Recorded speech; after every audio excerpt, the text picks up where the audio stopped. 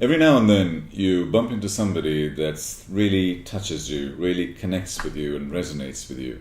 And over the last couple of days I've had the real privilege of spending time with James Barrat, who's an author and a filmmaker and a producer, and he's written this book called Final Invention. As you know, as a futurist, I talk about the future and artificial intelligence a lot, but he's the real thing. He actually writes books and has met all of the great heroes of my life.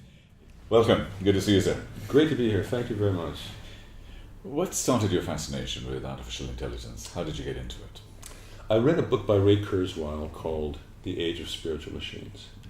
And I was interested in AI before, but it was a unsettled interest. It was wafting around. But I read his book, and then shortly after that, I got an assignment to make a film about 2001: A Space Odyssey, the collaboration between Stanley Kubrick and Arthur C. Clarke, and that gave me the excuse to go visit Ray Kurzweil, and I spent time with him.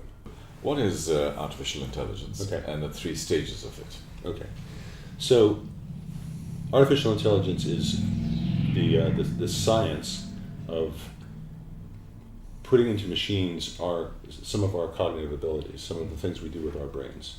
And that makes us look inside ourselves. How do we perceive things? How do we translate language spontaneously? How do we understand language? How do we use language? How do we use our vision? How do we reason? We're trying to build all those things into machines.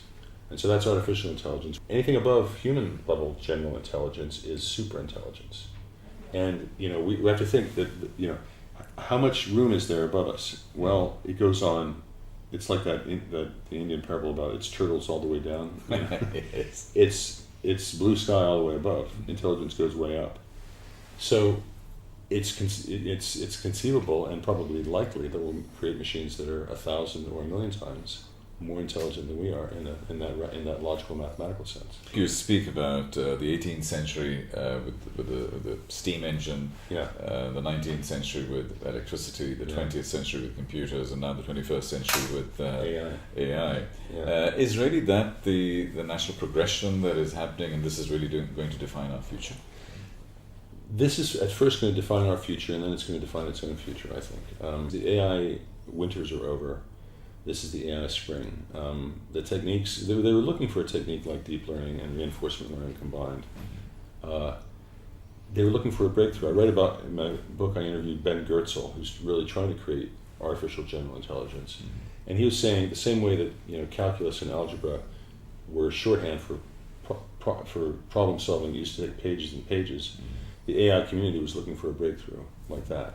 By solving these problems, all of these multi-trillion-dollar business spaces will start disappearing. So aren't they going to be holding back? Maybe they are your best allies to keep this thing contained. No. There's a race going on. They all want this, and some of them say it explicitly. They all want human level intelligence in a machine. Look at Siri Cortana. Mm-hmm. Siri is dumb as a box of rocks right now. Amazon. I should probably take that out so you can get sued. Siri is not as smart as the Google product. Not Google Now, but Google Assistant. These digital assistants are profoundly interesting. 10 years from now, I think they'll be indistinguishable. If I were IBM, and I think IBM will do this, I would. IBM is great because they're transparent about their technology. They throw down gauntlets to themselves, like we're going to make a chess beater that'll really beat. Well, they didn't win the first few games. Let's take a journey into the future. Let's go into 2045, which is singularity as we know it. Right. Ray Kurzweil obviously is more hopeful, but the future, 2045, your kids are grown up. Yeah. There's enough artificial intelligence in the world that they will probably live forever, potentially. Uh-huh. You might live to 200. Sounds good. Keep going. Yeah.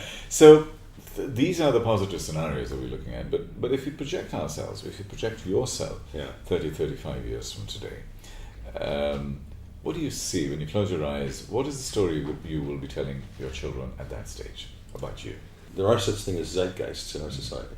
I think a lot of people caught this virus at the same time and started going, uh-oh. My legacy will be that I was one of the people that was a canary in a coal mine and started young about it early. But I was reporting on people who were young about it even before, but hadn't sat down and wrote a book, and then later did. So, regarding AI, that could be